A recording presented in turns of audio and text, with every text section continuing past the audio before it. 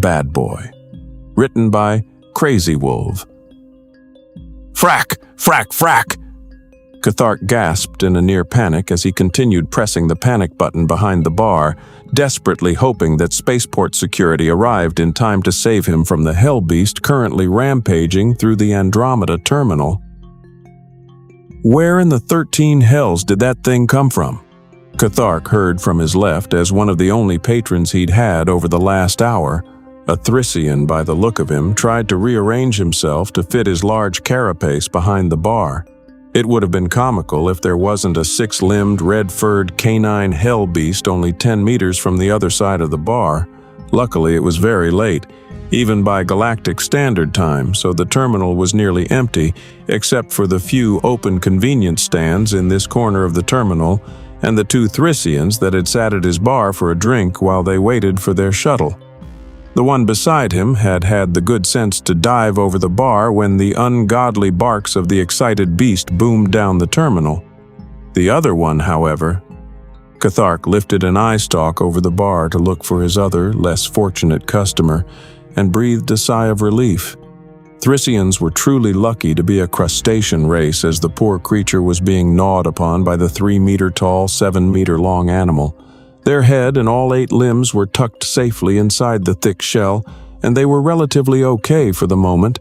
The sounds that the creature's fangs were making as they left shallow gouges in the carapace were horrific. While the creature was distracted, Cathark was able to get a good look at it and could now answer his companion's question. "It's a gods-be-damned sandhound from Cronix 4. The Death World? Class 1, yeah, so it's definitely a hell beast, but what the frack is it doing here?" Every species in the galaxy was familiar with hell beasts, non-sentients from death worlds. They were hunted as trophies by the brave or insane, or they were used in coliseum fights for entertainment and executions. The worlds they lived on were considered uninhabitable except by the few sentient deathworlders in the galactic community according to council law. "I don't know, and I don't care," the Thrissian said, peeking over the bar top. "But that is my broodmate out there, and if she gets eaten by that thing, then this spaceport had better hire all the lawyers it can, because the collective will demand recompense. You better hope your shells are as strong as they look then. We're pretty far out from the hub of this port, so security could be another 10 minutes in getting here. We're from a Class 8 world, so maybe, but I've never personally tested that against a hell beast." The Thrissian responded, bringing his head back below the bar so the beast wouldn't see. A sensible but unnecessary precaution, as the beast seemed more interested in using his broodmate as a chew toy. "Assuming she survives, you could probably petition the council to reclassify your race as deathworlders," Cathark said with a humorless chuckle. It made sense now why there wasn't blood everywhere. Worlds were classed 1 to 8 depending on their habitability. The Thrissians' home world was a Class 8 ocean world. It would have been a Class 2 death world if any of the animal life on that planet lived above the surface where the powerful storms that assaulted the planet could cause harm. But most life on Thriss lived beneath the waves aside from some floating algae and whatever could grow on one of the few thousand tiny islands, so the storms were relatively harmless to them and, in fact, caused the surface area of the ocean to be richly oxygenated.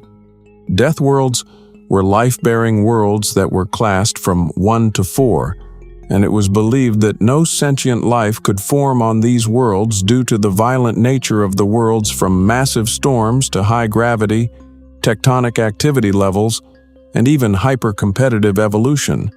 It wasn't until around 2,000 years ago that the first sentient from a Class 3 death world broke the great barrier of FTL travel, and the world was considered for reclassification.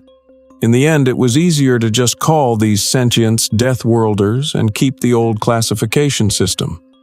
Since then, nearly a dozen deathworlder species had joined the galactic community, and 2 Class 8 species had successfully petitioned to be reclassed as deathworlders. If anyone who wasn't a deathworlder had a chance against the hell beast, it was a Class 8 species. The large crustacean almost vibrated with rage. "Oh, I'm so happy you can crack jokes at a time like this," Meanwhile, my broodmate is out there at the mercy of that huge monster." "Keep quiet, will you?" Cathark hissed, trying to keep the stupid man-crab from drawing the attention of the sandhound. A Stomian like him wasn't as resilient as a Thrissian, and would be a very easy meal for any carnivore from a death world.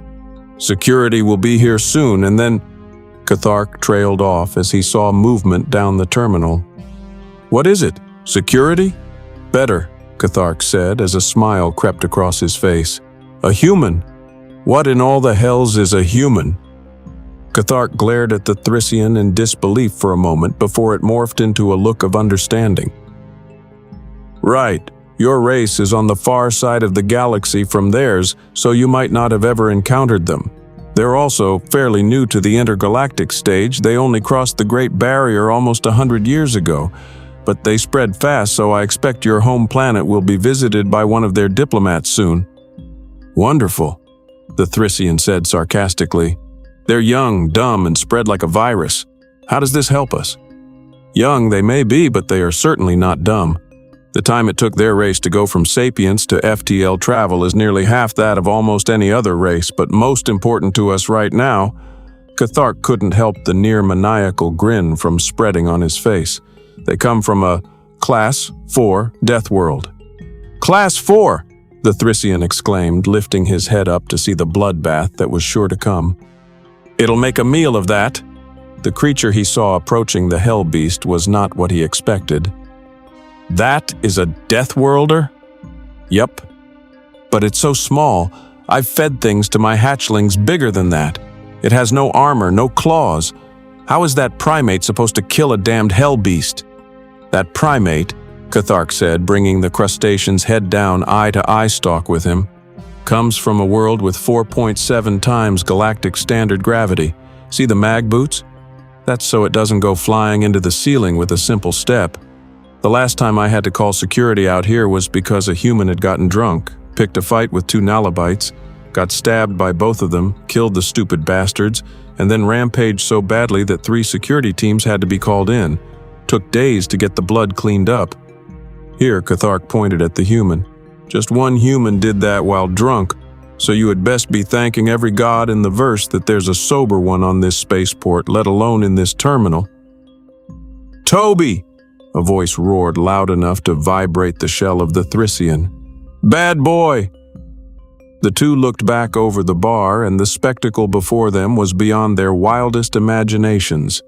Standing 2 meters in front of the hell beast stood the human, hands on its hips and tapping its right toe in irritation. Even more unbelievable, the hell beast was sat back on its haunches with its meter-long tail wagging side to side. The human lifted an arm and pointed at the deck. "Drop it!" Amazingly, the beast complied and dropped the Thrissian in its jaws, who used every limb it had to put as much distance between the beast and herself as possible. Even more incredible, the beast lowered itself to the floor, laying its ears back, and started whimpering. "Bad Toby running off like that, you know better," the human said now, standing over the cowering beast with a single digit wiggling in a disciplinary way. With the beast sufficiently cowed, the human looked around the terminal. "Sorry about that, folks. He gets bored easily and got free of my ship. I hope he didn't hurt anyone." "That hell beast is your pet?" asked the Thrissian from the bar, now feeling safe enough to check on his broodmate. Vendors from the other stores were starting to poke their heads out from behind whatever cover they had found. "Yeah," the human said sheepishly, rubbing the back of his head. "They're a real hit back home in Florida. Even the young'uns are too big for a gator to make off with. I was bringing this one home to surprise my boy." The human turned to the sandhound and barked out, "Stay!" and moved over to the Thrissian, who still seemed shaken from being saved, literally, from the jaws of death. "You okay, bud?" Her broodmate answered, "A few scratches, but luckily no cracks in the shell, huh?" He turned to Cathark. "Maybe I will submit that request to bump us from Class 8 to Class 1 Death Worlder." The human smiled. "That'd be great. You could visit my world then. Doesn't your world have almost 5 times standard gravity?" "Yeah, but you come from an ocean world, right?" "My planet is 2/3 ocean, and my house is right on the bayou. We could fry up some gator and have a barbecue." The Thrissian rolled his 6 eyes as he lifted his broodmate. "We'll think about it, assuming the rest of your world doesn't try and eat us like that hell beast just attempted to." The human had the decency to look ashamed. "Yeah, sorry about that. Tell you what, I'll buy you guys a round of whatever you want and we'll call it square," he said, moving over to the bar. "Hey barman, you serve food here too?" Cathark nodded numbly. "Right on. A half-kilo steak for me, medium well, and 50 kilos of whatever raw meat you got laying around for the fuzzball here," he said, jerking his thumb over his shoulder at the hell beast. "He'll eat just about anything." "We noticed," grumbled one of the Thrissians. By the time security finally got there, the human was getting his pet to do tricks for handfuls of the raw meat. It was comical to watch the human explain the situation with the security head while rubbing the belly of the beast between its middle legs. Eventually, security was satisfied that the emergency was sufficiently dealt with and returned to the main hub.